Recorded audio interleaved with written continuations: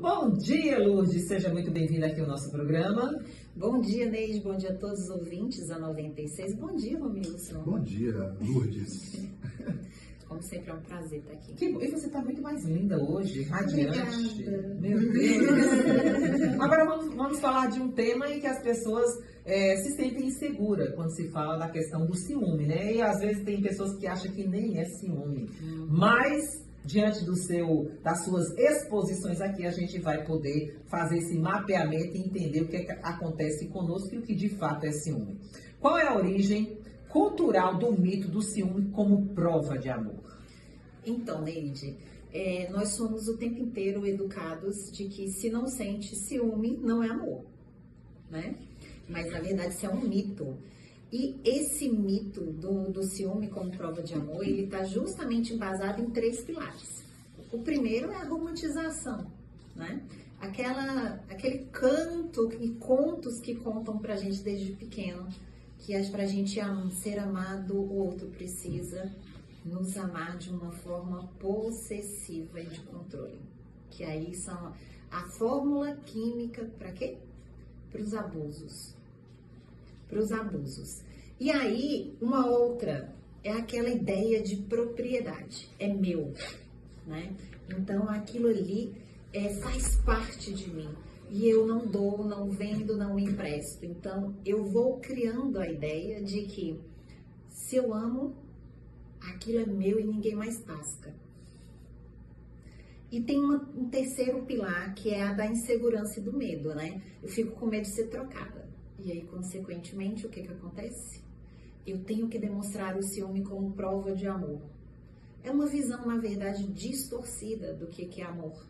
Porque ciúme é natural, mas esse ciúme que a gente está falando de controle, de posse, já é patológico. Ou de insegurança, né? Mas essa insegurança justamente está dentro desse indivíduo, né? Então, a pior questão aí nesse mito é a romantização, né? Eu preciso me esfacelar, eu preciso me partir todinha em nome de um amor prometido. Na sua experiência clínica, né, como é que a crença de que ciúme é sinal de amor impacta a percepção das pessoas sobre relacionamentos saudáveis? Então, um dos maiores problemas é a normalização, justamente desses comportamentos controladores e possessivos.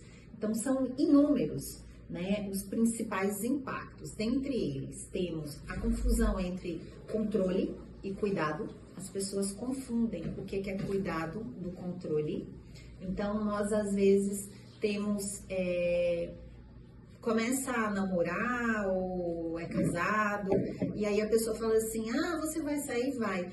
Então me manda a sua localização, me manda foto. Aí a pessoa, né, toda romantizada, fala, nossa, essa pessoa me ama, ela quer cuidar de mim. Na verdade, aquela pessoa, ela tá com o olhar da posse, do controle. Então, eu preciso saber onde você está, que momento você está, quem que está ao redor, porque quando eu faço um vídeo, eu faço uma foto, eu mostro o ambiente. Isso é uma forma de controle. Um outro impacto é a minimização do abuso emocional. Então, é natural a gente ver as pessoas dando desculpas, justificando para uma coisa que não tem justificativa, que é o ciúme possessivo, né? O controle. O outro me vê como posse. E aí fica difícil. Uma outra coisa, são várias, é por isso que eu fui anotando. Dificuldade de estabelecer limites. Então, eu começo a estabelecer que se ele me ama ou se ela me ama e eu coloco um limite, eu corro o risco dessa pessoa não me amar mais. E isso não é prova de amor. Então, o outro tem que sentir ciúme para eu me sentir validada. Um outro impacto vai ser na subestimação dos problemas de saúde mental, né? Então, essa pessoa às vezes tem baixa autoestima, tem insegurança, e aí ela tenta controlar. Só que esse ato da gente deixar-se controlada termina acontecendo uma outra coisa, que é estresse, ansiedade, pode gerar também uma depressão, um ciúme patológico, né? Então, são várias questões. Outra é a visão de relacionamento que eu estou falando, né? Romantizada. Ai, que lindo, ele me ama. Então, ele tem que sentir ciúme. Não, gente. Ele tem que cuidar. Ciúme é outra coisa, né? Esse ciúme é outra coisa. Me fala quais são os primeiros sinais de que o ciúme em um relacionamento deixou de ser sentimento comum e se tornou uma ferramenta de controle e de abuso. Pronto. Primeiro, a gente precisa diferenciar o que é ciúme normal e ciúme patológico. O que vocês acham que é um ciúme normal, gente? Neide e Romilson. Pra mim, ciúme tudo é doença. Eu sou livre. E pra você, Romilson? Bom, assim, isso é moderado, acho que é normal, né? Não, assim. Tô fora. Nada. Não, zero ciúme. Zero ciúme, nem um grama. Eu acho que um pouquinho de ciúme apimenta a relação. Ou não. Não, é natural a gente ter ciúme. Ciúme é um sentimento que a gente tem como outro qualquer.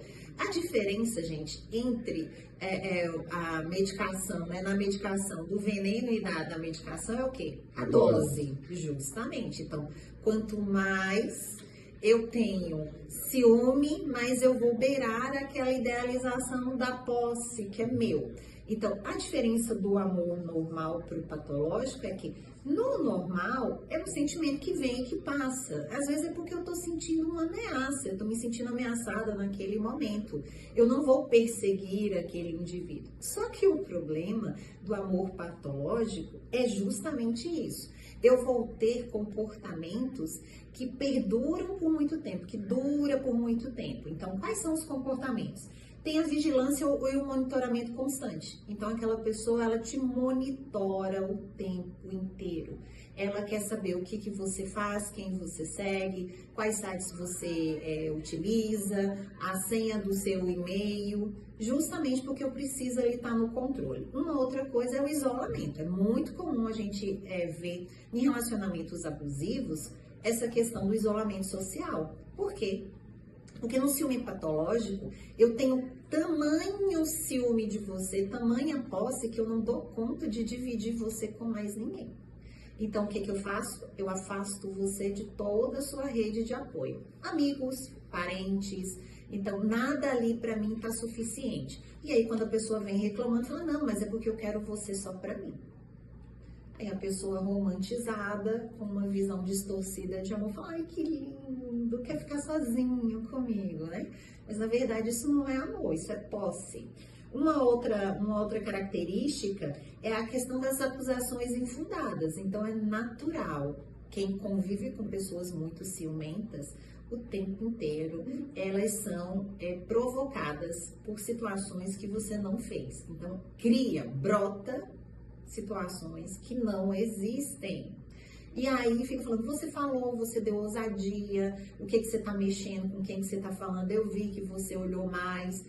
São aquelas acusações infundadas. Tem uma outra coisa que é o controle sobre a vida. A pessoa quer controlar no ciúme patológico, como veste, como age, como fala, se sai, se não sai. Na verdade, prefere que não saia, né? Mas aquela necessidade do controle. E uma outra coisa são as reações exageradas.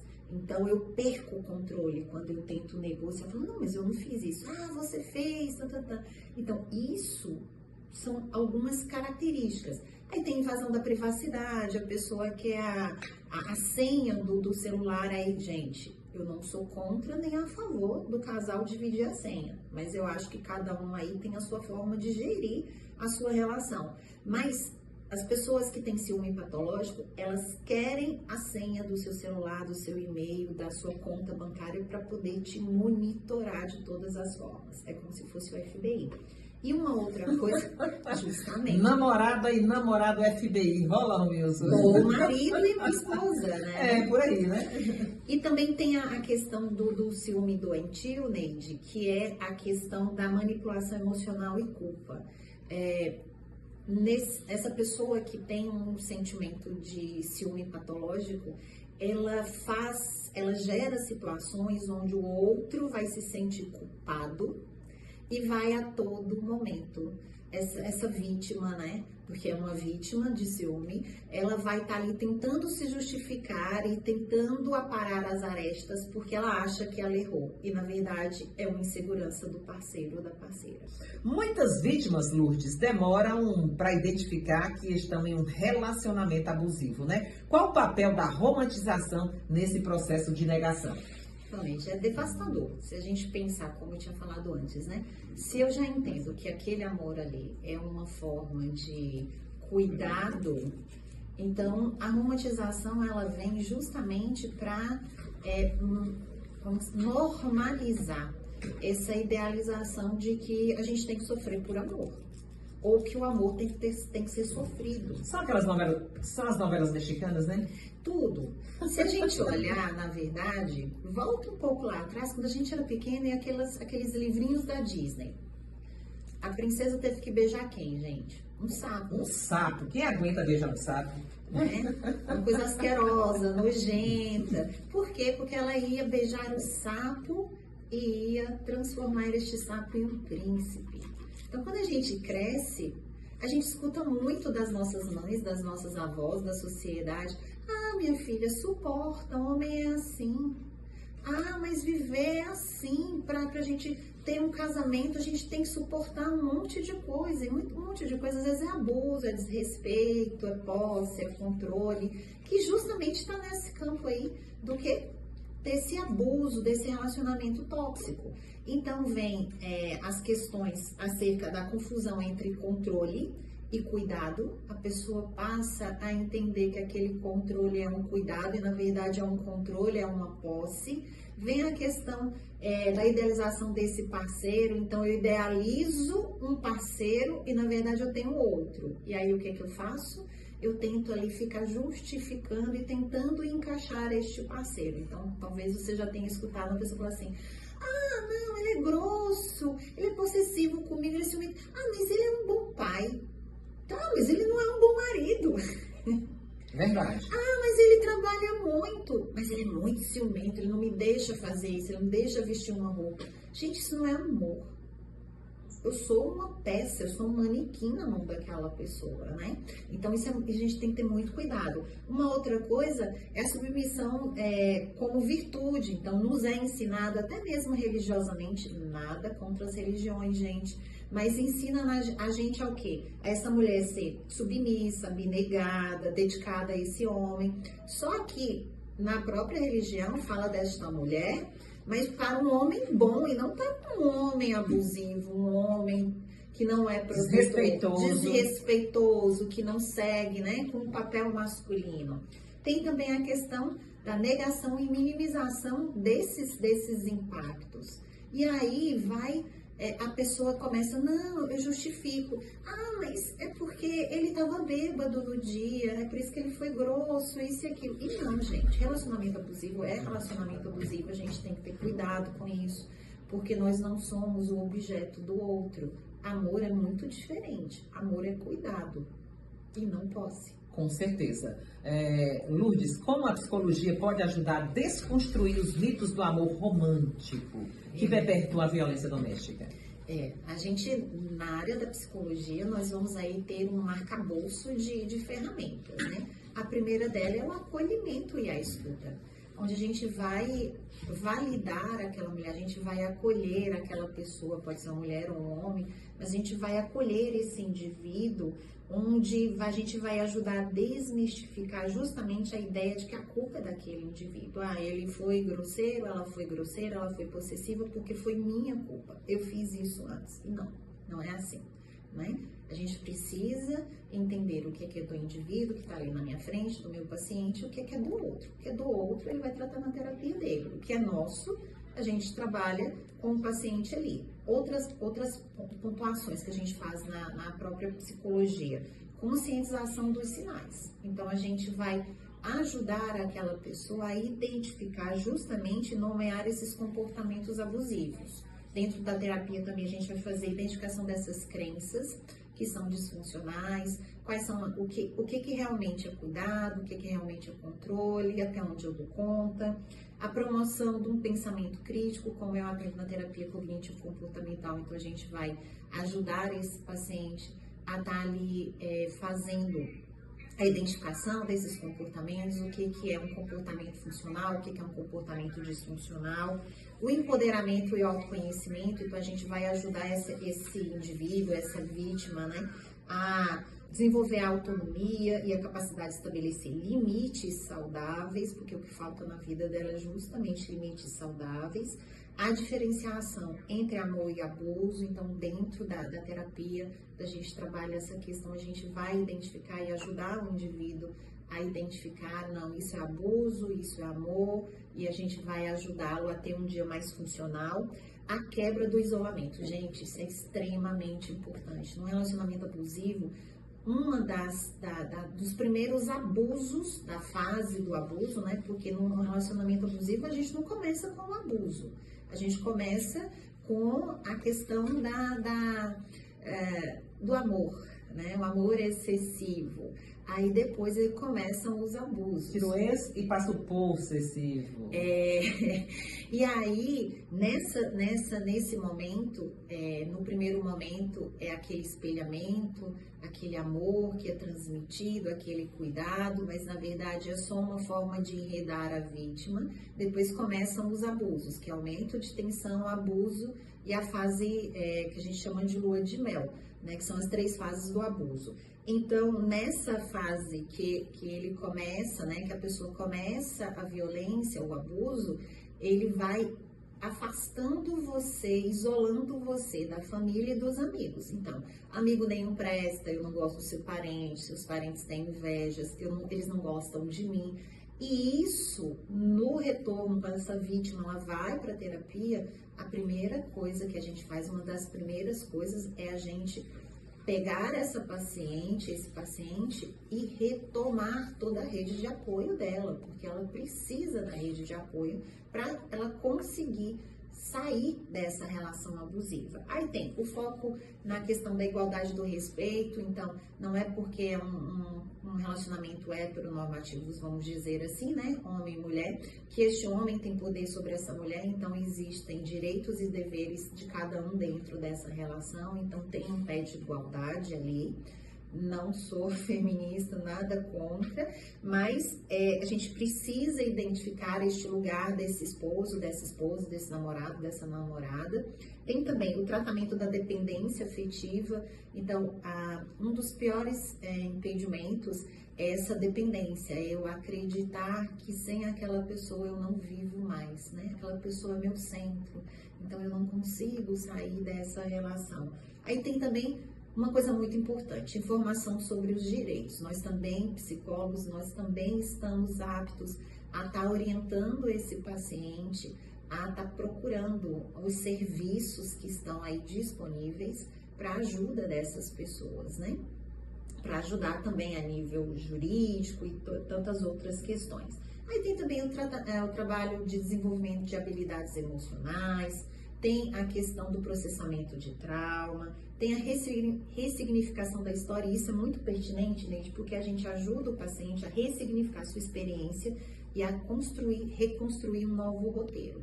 Porque realmente, uma pessoa vítima de abuso, ela sai perdida e ela sai com muitas sequelas, ela sai sempre achando que ela é culpada, que para ela não tem mais esperança, porque na hora que ela está no relacionamento existe muito gaslight, que é uma violência psicológica, né?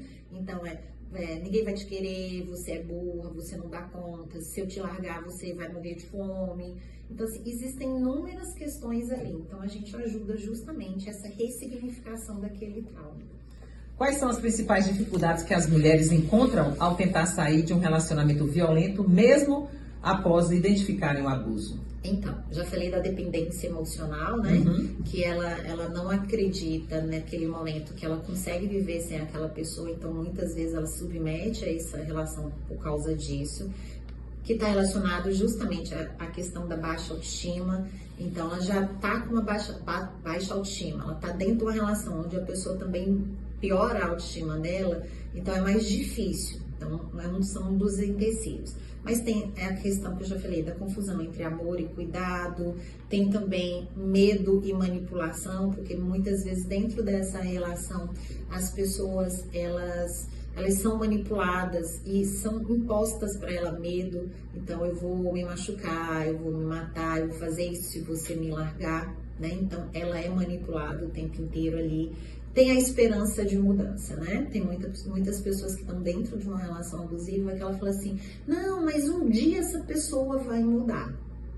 Mas talvez ela não queira mudar, para ela tá confortável estar ali provocando aquele abuso, tendo aquela pessoa como um boneco para ela manipular, então para ela não tá confortável, mas aquela pessoa que tá dentro, com baixa autoestima, com dependência emocional, ela fica ali se submetendo, achando que um dia vai mudar. Pode até mudar, mas não é garantia. Tem também a questão do isolamento, porque se ela tá isolada, ela não tem ninguém para falar, oi, acorda, tem coisa errada. Olha, isso que tá fazendo com você, isso é um abuso, né? Então, também é uma dificuldade para essa pessoa sair. Tem a dependência financeira de muitas mulheres ou de muitas pessoas que estão passando aí por uma questão de violência, né, de um relacionamento abusivo. Então, essa pessoa, às vezes, ela não tem condição. Então, dentro da terapia, a gente vai trabalhar justamente essa autonomia desse indivíduo para que ela se empodere, para que ela dê conta de confiar na potência dela, no quanto que ela é capaz, para ela também poder se gerir financeiramente. Muitas pessoas também, Neide, que estão em relacionamentos abusivos, elas também têm uma questão dos filhos, né? Como que os meus filhos vão viver isso? Mas talvez seja importante pensar, será que está confortável para esses filhos verem este pai ou esta mãe provocando e tendo situações de ciúme abusivo, de comportamentos inadequados, violência moral, psicológica, física, financeira?